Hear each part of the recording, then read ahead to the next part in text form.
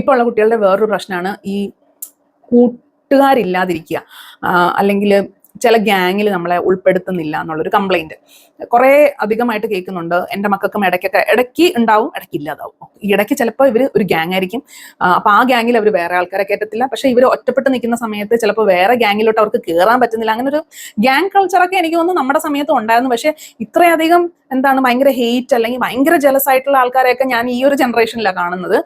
ഉണ്ടായിരുന്നു നമ്മുടെ സമയത്തും, പക്ഷെ തീരെ ഒരു മനുഷ്യപ്പറ്റില്ലാത്ത രീതിയിലൊന്നും അല്ലായിരുന്നു. ഇപ്പോൾ ഉള്ള കുട്ടികൾ കുറച്ചും കൂടെ അഗ്രസീവ് ആയിട്ടോ അല്ലെങ്കിൽ അവർ തകർന്നു പോകണം അല്ലെങ്കിൽ നശിച്ചു പോകണം എന്നൊക്കെ ഉള്ള രീതിയിൽ ആക്ട് ചെയ്യുന്ന പിള്ളേരും ഉണ്ട്. എല്ലാവരും അങ്ങനെയാണെന്നല്ല പറയുന്നത്, പക്ഷെ അങ്ങനെയുണ്ട്. അപ്പം ഈ ഇതിന്റെ ഓപ്പോസിറ്റ്, അതായത് ഗ്യാങ് എന്ന് പറയുമ്പോൾ ഇപ്പം 3 പേര് ഒരു ഗ്യാങ് എന്ന് വെച്ചോ, അതിൽ ഈ മൂന്നാമത്തെ ആൾക്ക് വേറൊരു പുറത്ത് ഈ ഗ്യാങ്ങിന് പുറത്തുള്ള ഒരാളുമായിട്ട് ഒരു ഫ്രണ്ട്ഷിപ്പ് ഉണ്ടെന്ന് വെക്കുക. അതിവര് മനഃപൂർവ്വം കട്ടിയിച്ച് കളയും. പറ്റത്തില്ല, നമ്മുടെ ഗ്യാങ്ങിൽ നിൽക്കുവാണെങ്കിൽ അവരോട് സംസാരിക്കാൻ പാടില്ല എന്ന് വരെ പറഞ്ഞു കളയും. അത് ഈ 8ാം ക്ലാസ് 9ാം ക്ലാസ്സിലൊക്കെ പഠിക്കുന്ന പിള്ളേരാണ് ഈ പറയുന്നത്.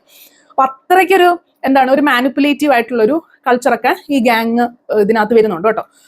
പിന്നെ അപ്പൊ എന്താ പ്രശ്നം എന്ന് വെച്ച് കഴിഞ്ഞാൽ, നമ്മുടെ കുട്ടികൾ ഒന്നെങ്കിൽ ഒരു ഗ്യാങ്ങിൽ ഉൾപ്പെട്ടിട്ടുണ്ടാവും, അല്ലെങ്കിൽ അപ്പൊ ഗ്യാങ് പറയുന്നതാണ് മുഖ്യം. ഒരു 8ാം ക്ലാസ് 7ാം ക്ലാസ് തുടങ്ങിയിട്ട് ഒരു 10ാം ക്ലാസ് വരെയൊക്കെ, 10ാം ക്ലാസ് അല്ല 12ാം ക്ലാസ് വരെയൊക്കെ ആയാലും ഇവർ പറയുന്നതിനപ്പുറം ഇവർ ചിലപ്പോൾ പോയി എന്ന് വരത്തില്ല. നമ്മൾ പറയുന്ന പോലെ ഒരു കേൾക്കത്തില്ല.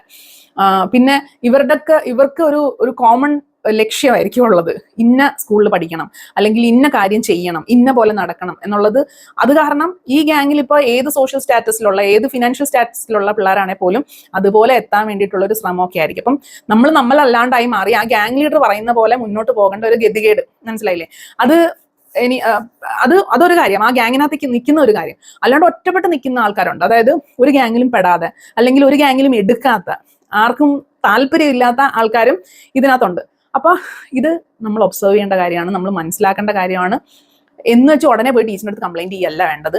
ഇത് എന്താണെന്നുള്ളത് നമ്മൾ എല്ലാ ദിവസവും ഒരു ഡിസ്കഷൻ പോലെ, ഇന്നെന്താ സംഭവിച്ചത്, ഓക്കെ അതാണ്, അപ്പം നിനക്കപ്പം മറ്റു കുട്ടിയുടെ സ്വഭാവത്തെ പറ്റി എന്താ മനസ്സിലായത്, അല്ലെങ്കിൽ എന്താണ് നിനക്ക് തോന്നിയത്, നിനക്ക് കുറച്ചും കൂടെ ഒരു കൺസിഡറേഷൻ കൊണ്ടുവരണം. നമ്മളിങ്ങനെ ഭയങ്കര റൂഡായിട്ട് പെരുമാറില്ല. അല്ലെങ്കിൽ ഈ ഗ്യാങ് എന്ന് പറയുന്നതൊക്കെ നമുക്ക് മാക്സിമം പോയി ഒരു 10ാം ക്ലാസ് വരെ ഉള്ളൂ. അത് കഴിയുമ്പോൾ നമ്മൾ ഫീൽഡിലോട്ട് ഇറങ്ങും. അന്നേരം ഗ്യാങ് ഇതൊന്നും അല്ല. ഒറ്റയ്ക്ക് നിൽക്കണമെങ്കിൽ ഒറ്റയ്ക്ക് നിൽക്കണം, കൂട്ടായിട്ട് നിൽക്കണമെങ്കിൽ കൂട്ടായിട്ട് നിൽക്കണം. അങ്ങനെയുള്ള പല കാര്യങ്ങളുണ്ട് എന്നുള്ളത് ഇപ്പോഴേ നമ്മൾ അവർക്ക് പറഞ്ഞു കൊടുക്കുക. നമ്മുടെ ചെറുപ്പത്തിലെ കാര്യങ്ങൾ പറഞ്ഞ് ഇവർക്ക് മനസ്സിലാക്കി കൊടുക്കാവുന്ന കാര്യമാണ്. ഇതെന്ന് പറയുമ്പോൾ ഇവരോട് സംസാരിക്കുക തന്നെയാണ് വേണ്ടത്. ഇപ്പൊ ഫ്രണ്ട്ഷിപ്പിനകത്ത് ഉള്ള മാനിപ്പുലേഷൻസ് ആയാലും, ഇപ്പൊ പഠിക്കുന്ന കാര്യമാണെങ്കിലും, അല്ലാതുള്ള എന്തെങ്കിലും ഒരു കാര്യം ചെയ്യുമ്പോൾ ഇപ്പൊ ഗ്യാങ്ങിന്റെ ഒരു ഇൻഫ്ലുവൻസ് കാരണം എനിക്കൊരു നല്ല കാര്യം ചെയ്യണമെന്നുണ്ടായിരുന്നു, ചെയ്യാൻ പറ്റിയില്ല എന്ന് പറഞ്ഞാൽ നല്ലതാണോ? ഉടനെ നമ്മൾ പോയിട്ട് മറ്റേ കുട്ടി ശരിയല്ല എന്നല്ല പറയേണ്ടത്. നിനക്ക് എന്ത് തോന്നുന്നു, വാട്ട് യു ഫീൽ, നിനക്കിത് കറക്റ്റ് ആയിട്ട് തോന്നുന്നുണ്ടോ, അല്ലെങ്കിൽ നിനക്കിത് ഇങ്ങനെ ചെയ്യണമെന്ന് തോന്നിയിട്ടുണ്ടോ, അപ്പൊ നിന്നെ അത് ഒരു ഇൻവിസിബിൾ ചരട് ഇട്ട് കെട്ടിയേക്കുന്നതായിട്ട് നിനക്ക് തോന്നുന്നുണ്ടോ? ഇങ്ങനെയുള്ള 1-2 ക്വസ്റ്റ്യൻസ് മതി. അതുപോലെ ഇനിയിപ്പം നമ്മുടെ കുട്ടി ഒറ്റപ്പെട്ട് നിൽക്കുവാണെങ്കിൽ കുഴപ്പമില്ല, സാരമില്ല, നമുക്ക് മുന്നോട്ട് പോകുമ്പോൾ ആരും ചിലപ്പോൾ ഹെൽപ്പ് വന്നെന്ന് വരത്തില്ല. അപ്പോൾ ഇതൊരു ട്രെയിനിങ് ആയിട്ട് എടുക്കുക. നമുക്കിങ്ങനെ ഇതൊക്കെ പറഞ്ഞ ഉടനെ പിള്ളേർ അക്സെപ്റ്റ് ചെയ്യാനൊന്നും പോകുന്നില്ല. ഇവർ കരച്ചിലായിരിക്കും, ദേഷ്യപ്പെടലായിരിക്കും, ചിലപ്പോൾ ഒരു ദിവസം ഫുള്ള് കഴിക്കാതിരിക്കും. നമുക്ക് ഭയങ്കര ഫ്രസ്ട്രേഷനും ബഹളവും നമുക്ക് ആൻസൈറ്റി ഒക്കെ വരാൻ ചാൻസ് ഉള്ള ഒരു ഏജ് ആണ് ഒരു 8ാം ക്ലാസ് തൊട്ടൊരു 12ാം ക്ലാസ് എന്നൊക്കെ പറയുന്നത്. അതിന് മേളിലോട്ട് എനിക്ക് പ്രാക്ടീസ് ഇല്ല കേട്ടോ. അപ്പം അതിന്റെ മേളിലോട്ട് വന്നു കഴിയുമ്പോൾ നമ്മൾ അതിനെപ്പറ്റി പറയാം. ഇപ്പൊ 12ാം ക്ലാസ് വരെയുള്ള പിള്ളേരെ പിടിക്കാം. അപ്പൊ ഞാനിപ്പോ പറയുന്നത് തീരെ ചെറിയ പ്രായം തൊട്ട് ഒരു 10-12 ക്ലാസ് വരെയുള്ള പിള്ളേരുടെ കാര്യമാണ് ഞാൻ പറയുന്നത്. അതിന് മേളോട്ട് എനിക്ക് അറിയത്തില്ല, അറിയാമെങ്കിലല്ലേ പറയേണ്ട ആവശ്യമുള്ളൂ. അപ്പൊ ഞാൻ എൻ്റെ കുട്ടികളിൽ പരിചയിച്ച അല്ലെങ്കിൽ എക്സ്പെരിമെന്റ് ചെയ്ത എന്ന് വേണമെങ്കിൽ പറയാം, അങ്ങനെയുള്ള കാര്യങ്ങളാണ് ഞാൻ ഈ പറയുന്നത്. അപ്പൊ ഒറ്റപ്പെട്ട് നിൽക്കുവാണെങ്കിലും അല്ല ഗ്യാങ്ങിൽ നിൽക്കുവാണെങ്കിലും ഇവരല്ലാണ്ടായിട്ടാണോ ഇവർ നിൽക്കുന്നത് എന്നുള്ളത് മാത്രം റിമൈൻഡ് ചെയ്താൽ മതി. നമ്മളൊരു ഇൻഡിവിജ്വൽ ആണ്, നമ്മളുടെ ചോയ്സസ്, അതിപ്പം അമ്മയായാലും അച്ഛനായാലും ഫ്രണ്ട്സ് ആയാലും പറഞ്ഞാൽ നിനക്ക് ഇഷ്ടമുള്ള കാര്യം നീ ചെയ്യാവുള്ളൂ, നിനക്ക് ശരിയെന്ന് തോന്നുന്ന കാര്യം നീ ചെയ്യാവുള്ളൂ, നീ കംഫർട്ടബിൾ ആയിരിക്കുന്ന കാര്യങ്ങൾ മാത്രമേ ചെയ്യാവുള്ളൂ എന്ന് പറയാം. അതിനപ്പുറം എന്താന്ന് വെച്ച് കഴിഞ്ഞാൽ നിനക്കൊരു സങ്കടം മനസ്സിലാകത്തുണ്ടെങ്കിൽ ആ വക കാര്യങ്ങൾ ചെയ്യാതിരിക്കുക. പിന്നെ കുഞ്ഞിലെ തന്നെ വളർത്തിയെടുത്തോണ്ട് വരേണ്ടതാണ് വേറൊരാൾക്ക് എന്ത് ഫീൽ ചെയ്യും, വേറൊരാളെ കുറച്ചും കൂടെ കൺസിഡർ ചെയ്യണം എന്ന് വെച്ച് നമ്മുടെ കംപ്ലീറ്റ് ഇതെടുത്ത് അങ്ങോട്ട് കൊടുക്കുക എന്നുള്ളതല്ല. നമ്മളെ അൺകംഫർട്ടബിൾ ആക്കിക്കൊണ്ട് വേറെ ആളെ കംഫർട്ടബിൾ ആക്കേണ്ട ആവശ്യമില്ല.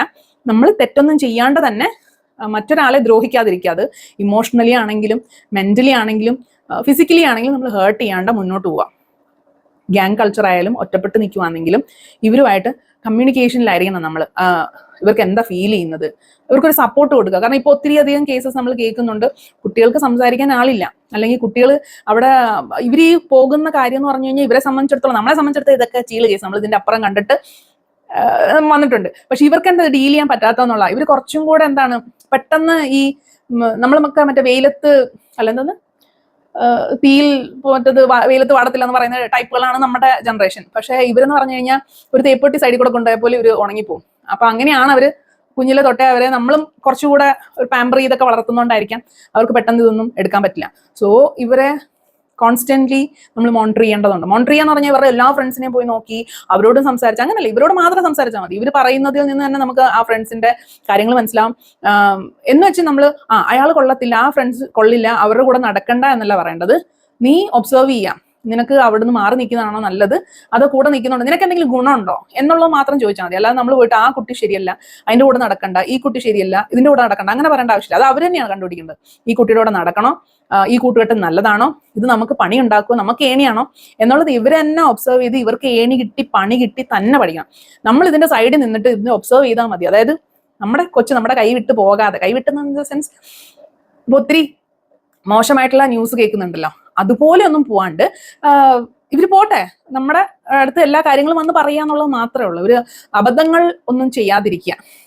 അബദ്ധങ്ങൾ ഇൻ ദ സെൻസ് സൂയിസൈഡ് പോലുള്ള കാര്യങ്ങളിലോട്ടൊന്നും പോവാതെ, അവർ അത്രയ്ക്ക് മനോവിഷമം ഉണ്ടാകുന്ന ലെവലിലോട്ട് പോവാതെ നോക്കുക. ബാക്കി കിട്ടാനുള്ള അടിയൊക്കെ കിട്ടി, തിരിച്ചു കൊടുക്കാനുള്ള എല്ലാം കൊടുത്ത് തന്നെ പോയിക്കോട്ടെ. അത് നമ്മളിങ്ങനെ മാറി നിന്ന് ഒബ്സർവ് ചെയ്യുക. നമ്മൾ എന്ത് കാര്യത്തിനും നിനക്ക് ഞാൻ സപ്പോർട്ട് ഉണ്ട് എന്നൊരു തോന്നൽ അവർക്കുണ്ടായാൽ മതി.